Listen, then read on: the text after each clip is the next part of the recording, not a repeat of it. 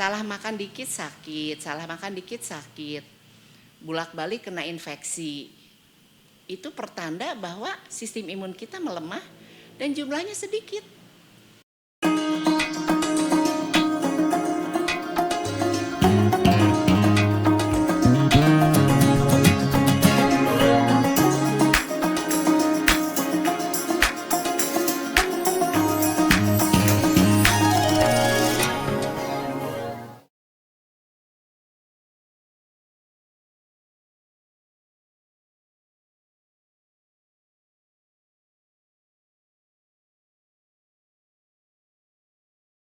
Hari ini kita akan membahas meningkatkan sistem imun.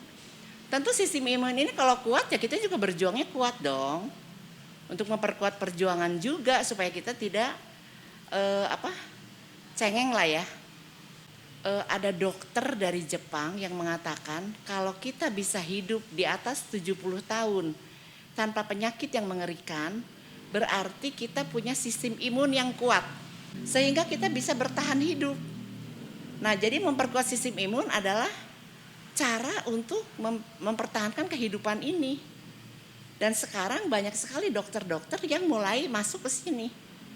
Bukan dengan diberi obat dan sebagainya yang justru menjatuhkan atau melemahkan sistem imun, tapi justru dengan diberi sesuatu untuk memperkuat sistem imun ini. Jadi kita juga sama, kalau sistem imun kita lemah, apa ciri-cirinya? Kita harus perhatikan itu. Karena untuk memperkuat badan kita, tubuh kita harus kuat sistem imunnya. Apa sistem imun itu? Mungkin pertanyaan pertama ya. Sistem imun adalah sistem pertahanan tubuh seperti angkatan bersenjata di dalam sebuah pemerintahan yang menjaga tubuh dari serangan virus, jamur, racun berbahaya, sel-sel yang sudah mati, dan sebagainya. Sistem imun itu adalah pertahanan kita. Jadi di dalam tubuh kita ini ada TNI-nya. Nah, sistem imun itu Kopassusnya. Kalau dia menghadapi sakit kayak kanker gitu, dia harus menjadi Densus 88, yaitu menghadapi teroris. Kalau imunnya lemah ya pasti kalah. Jadi sistem imun itu bukan sel biasa ya, sel spesial untuk melawan penyakit. Karena itu kalau dengan bertambahnya umur, sistem imun ini melemah dan jumlahnya berkurang. Makanya kenapa kalau kita udah 40 tahun penyakit mulai berdatangan. Salah makan dikit sakit, bolak-balik kena infeksi. Itu pertanda bahwa sistem imun kita melemah dan jumlahnya sedikit. Berkurang terus ya, dan kita biarkan aja, kita abaikan aja. Kita pikir nggak apa-apa, biasa aja, orang juga pada pilek sama. Jadi kita nggak peduli ya. Nah, oke. Nah, apa sih tandanya bahwa sistem imun kita melemah? Ini harus sering diperhatikan. Kalau kita mengalami ini berarti, sistem imun saya sudah melemah. Saya harus hati-hati. Infeksi yang tidak kunjung sembuh karena sulit terjadinya regenerasi sel. Terutama regenerasi sel kalau luka. Jadi luka tuh ada aja, pernah kan kita lihat kan, kakinya tuh borokan aja. Luka gak selesai-selesai karena regenerasi selnya tidak ada. Jadi terus aja luka. Kalau kita luka, mungkin luka itu bisa berbentuk jerawat. Ya, ada yang jerawatan gak kelar-kelar. Ada juga yang sariawan gak kelar, itu juga luka. Sariawan aja. Nah itu juga luka yang di dalam mulut ya. Nah, jadi kalau infeksi tidak kunjung sembuh, itu tandanya bahwa sistem imun kita melemah. Yang kedua, stres yang berkepanjangan. Jadi stres yang berkepanjangan ini akan melemahkan sistem imun. Dan ini sangat berhubungan langsung. Kita harusnya beruntung bahwa kita berada di tempat ini untuk mengelola stres kita, untuk mempelajari stres kita, untuk mengamati stres saya tuh tinggi apa enggak ya. Kalau stres saya tinggi kan latihannya banyak. Kita harusnya sangat sehat ya. Kalau kita di sini tidak sehat berarti ada yang salah. Patokannya apa? Infeksi. Dan infeksi yang dijadiin patokan apa? infeksi telinga, infeksi sinus, infeksi paru-paru, satu lagi nggak ditulis sama saya nih, infeksi paru-paru dan infeksi usus yaitu diare. Jadi 4 jenis infeksi ini menunjukkan bahwa sistem imun melemah. Yang lucunya di dalam ya kayak telinga gitu ya, bolak-balik telinganya infeksi, sakit. Terus sering minum antibiotik. Kalau 2 kali setahun aja katanya udah tanda bahwa sistem imun kita melemah. Kemudian sering konstipasi, berarti usus kita meradang. Ya. Terus sering kelelahan. Karena energi kita tidak bisa mengangkat, sistem energinya terganggu. Kelelahan ini menunjukkan bahwa sistem imun menunjukkan kekuatan energi kita. Energi ini dibahasnya di meditasi. Nah, sekarang faktor lingkungan. Faktor lingkungan itu sangat menentukan dibandingkan dengan faktor genetik. Ya, ini kalau nggak salah gambar, kalau saya nggak salah nih di Hong Kong ya. Saking kecilnya rumah sampai mereka masak di toilet ya, di kloset. Ada kloset di situ, ya. Terus jemur baju di situ, mesin cuci di situ. Seperti itu saking sudah tidak sehatnya kehidupan. Kita bersyukur bahwa kita punya ashram yang begini sehat. Moga-moga kita datang ke ashram dengan penuh rasa syukur ya bahwa kita hidup di tengah-tengah lingkungan yang begini sehat. Pohonnya sehat-sehat, bersih-bersih. Terus udaranya segar, kemudian baguslah semuanya ya. Kita bersyukur harusnya. Jadi walaupun genetik ini penelitian ini dilakukan terhadap orang yang anak kembar. Jadi si kembar itu 2, yang satu dipelihara di lingkungan yang sehat, satu dipelihara di lingkungan yang tidak sehat. Berubah sistem imunnya, jomplang benar-benar. Jadi lingkungan itu teman-teman penting sekali.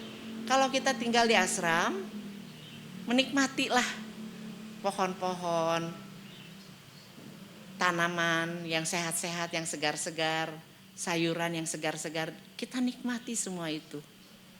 Dan kalau saya sih selalu menyapa ya, disapa si tanaman itu tiap hari. Kalau saya jalan pagi, saya menyapa, mungkin orang lain menganggapnya gila kali, segala disapa. Tapi tanaman yang disapa itu benar-benar hasilnya beda. Dan pohon itu berkembangnya ketika malam, teman-teman. Jadi teman-teman, malam hari itu kenapa kita harus tidur? Karena saatnya kita berkembang, saatnya kita berubah, saatnya regenerasi terjadi, saatnya detox dilakukan oleh tubuh kita, sel-sel kita istirahat dan berkembang ya. Jadi kita hidup sehat bersama-sama semua, oke? Yang berikutnya. Nah, ribuan orang meninggal saat pandemi dikarenakan sistem imun yang lemah. Jadi katanya meninggalnya itu bukan oleh virus COVID loh. Oleh sistem imun yang lemah karena peradangan yang sudah banyak. Peradangannya itu udah ada di badan kita, di sini, di sana, di sini, di sana. Begitu COVID datang, COVID kan membawa peradangan. Peradangannya itu menyatukan seluruh peradangan yang ada di badan kita, meninggal dia. Dan yang meninggal itu katanya, makanya selalu kan ada komorbid kan. Nah komorbid itu apa? Ya peradangan. Jadi kita jangan mengabaikan peradangan yang ada di badan kita. Gampang obatnya. Kunyit itu anti peradangan yang sangat bagus. Jahe anti peradangan yang sangat bagus. Kalau masak pakai semua bumbu-bumbu. Dan menanam bumbu itu harus loh teman-teman. Supaya apa? Supaya kalau kita masak dapat bumbu yang segar ya. Dan itu cukup di pot kok, nggak usah gede-gede tanahnya ya. Jadi sistem imun yang lemah ini mematikan manusia ya. Oke, masih ada. Nah, usia tua ya, karena saya menua jadi saya selalu memperhatikan ini. Usia tua menyebabkan regenerasi sel melemah. Serta penyakit kronis membuat sistem imun melemah. Jadi kalau kita punya penyakit kronis kayak diabetes, darah tinggi, seperti itu membuat seluruh sistem imun melemah. Karena terus-terusan dia dibebani. Terus regenerasi sel emang melemah karena usia tua. Karena usia tua pasti melemah. Nah, karena kita melemah berarti kita harus berupaya lebih kuat lagi, lebih hati-hati lagi, lebih upaya lagi supaya melemahnya ini tidak terlalu cepat terjadi. Agak dikurangin lah ya. Bagaimana untuk meningkatkan sistem imun? Tentu ada upaya. Tuhan selalu Maha Kasih, Maha Sayang, memberikan kita upaya-upaya untuk meningkatkan sistem imun. Makanan bergizi kembali lagi. Selalu harus dibahas makanan bergizi. Bapak selalu bilang makanan berwarna pelangi, aneka warna, karena setiap warna itu membawa zat gizi, membawa vitamin, membawa mineral yang berbeda-beda setiap warna. Karena itu paling gampang, udah nggak usah dilihat ini isinya apa, nggak usah. Ambil aja warnanya. Begitu warna-warni, udah, itu udah cukup banget. Yang kedua, sistem imun kalau udah tua atau kalau kita sakit-sakit kan adalah bone broth. Cuman bone broth ini non vegetarian. Kalau kita terpaksa ya apa boleh buat. Memberi kekuatan, memberi protein dan memberi mineral yang sangat kaya yang benar-benar keluar dari tulang-tulang hewani itu ya. Kemudian sekarang ini terapi sel imun. Jadi imun sistem kita, sel imun kita diambil, kemudian diambil yang sehatnya, yang kuatnya, kemudian diregenerasi, diperbanyak sampai jumlahnya miliaran, dikembalikan ke tubuh. Jadi tidak ada efek samping. Dan sudah terbukti yang sembuh itu banyak.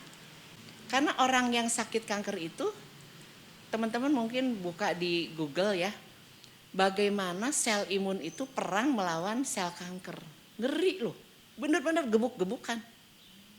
Kita membutuhkan makan yang bergizi supaya sel kankernya jangan berkembang biak.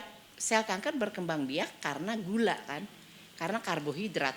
Jadi biasanya jangan makan karbohidrat, jangan makan gula supaya sel kankernya tidak cepat berkembang. Nah, untuk meningkatkan sistem imun yang terpenting adalah stress management. Meditasi teman-teman, jangan lupa 15 menit stres itu katanya 1 jam sistem imun melemah. Jadi setiap kita stres, sistem imun kita langsung ngedrop. Kalau stresnya 1 jam, 1 hari sistem imun melemah. Mungkin kalau kita stres bisa aja sejam loh. Nggak kelar-kelar, persoalan belum selesai ya kita terus aja stres kan. Nah, saat sistem imun melemah itu kita akan mudah terserang penyakit. Karena penyakit itu standby di badan. Dia udah standby, kayak kanker itu semua orang punya. Semua orang punya sel kanker itu standby, dia tinggal kapan kita lemah dia nyerang. Kira-kira seperti itu. Jadi teman-teman, moga-moga kita merasa beruntung ya. Apa yang saya dapatkan semuanya dasarnya ini. Self empowerment, dari self empowerment terus apa yang bisa saya empower dari diri saya, alhamdulillah akhirnya bisa menyembuhkan.